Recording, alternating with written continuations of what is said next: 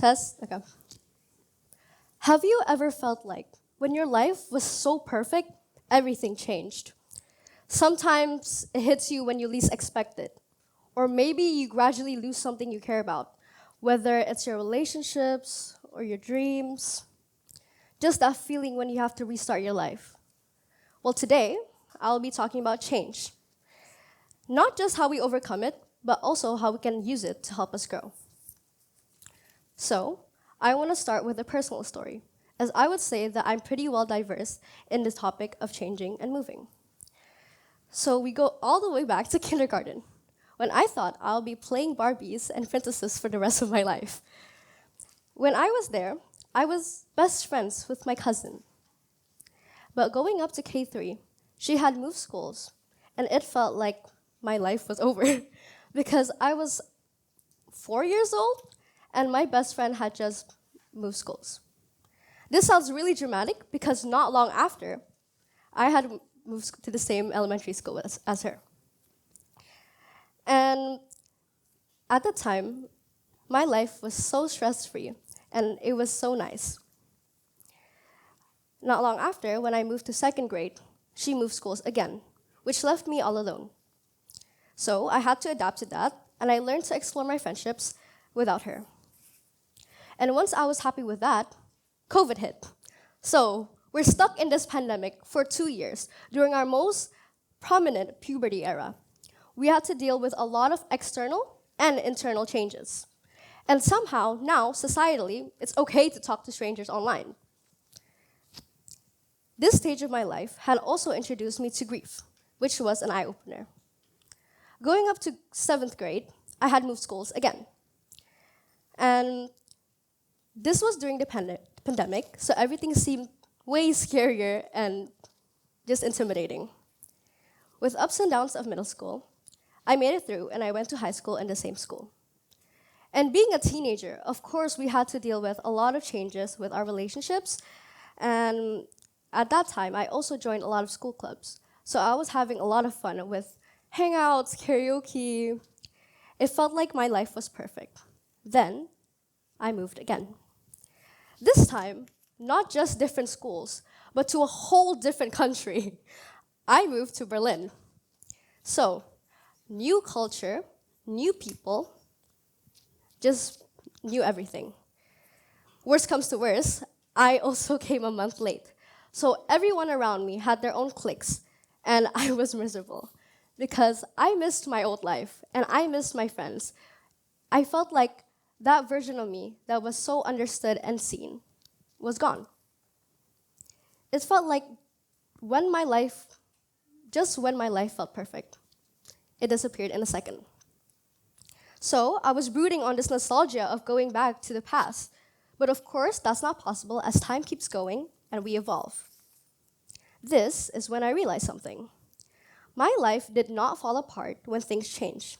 It just felt like it did because I myself didn't.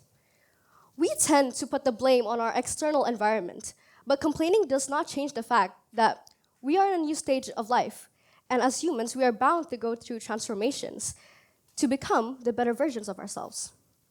So, this links to my first topic, which is, how do we overcome changes in life? Well, the first step is acceptance, which I would say is the hardest step. Because when something good ends, we hold on to it, wishing we could go back. And yes, we're allowed to feel sad. Feeling is okay.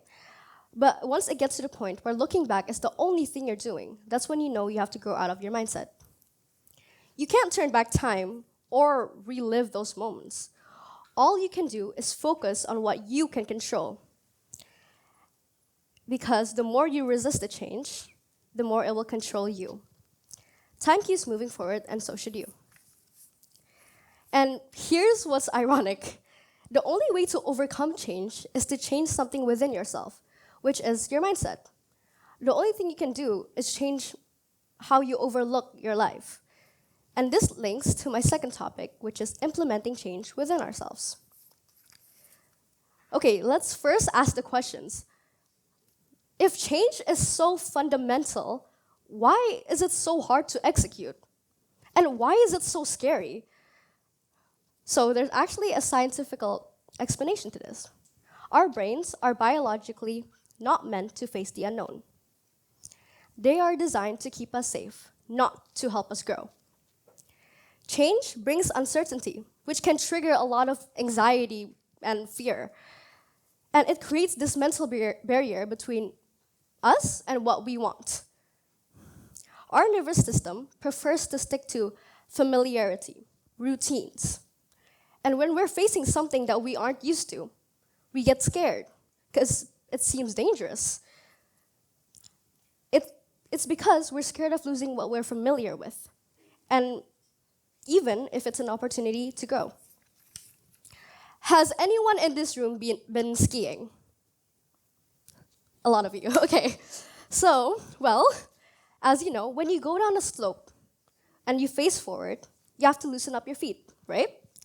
And it feels like you're leaning, it feels like you're falling. And your body is telling you, well, falling is bad, it hurts, it's dangerous. And when you snowboard, you need to intentionally feel like you're falling. And this goes against everything your body is used to. But that moment, when you actually lean, you realize it's not all that bad. And now you can snowboard. So this just proves that just because something is different and new doesn't mean it's scary or dangerous. It just means we're unfamiliar. And we need to teach our bodies that it's okay and safe to be comfortable with it. Change works the same way. Or have you ever had that phase in your life where you're like, I want to make an impact on the world? Maybe it's just me, but usually you end up doing nothing about it. But that's not because you lack motivation. It's usually because we just don't have the habits for it. This is something harder because now you're not just dealing with the change. We have to choose it.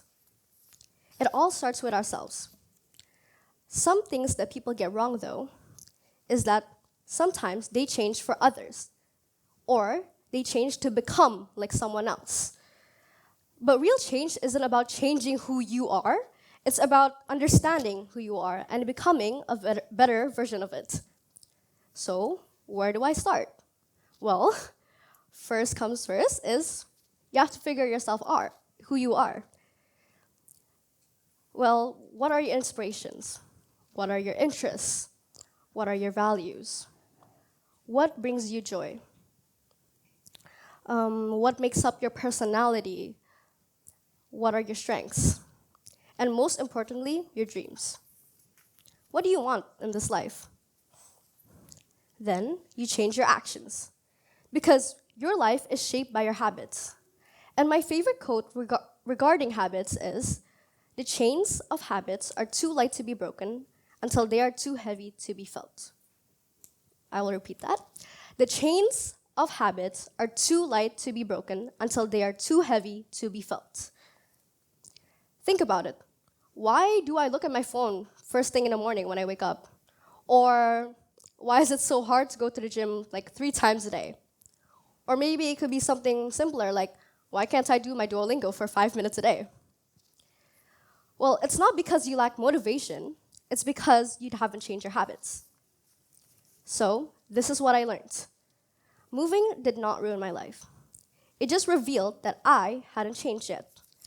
Because no matter where you go, you have to take yourself with you. You have to take your mindset, your identity, your habits. And your environment can change overnight, but your life only changes when you do. So, if any of you are going through change right now, or if you're waiting for your life to change, ask yourself, what am I doing differently? Because we, as humans, are meant to grow. And if you want your life to change, you have to make the change. You can't expect it. Be the one who changes it. Thank you.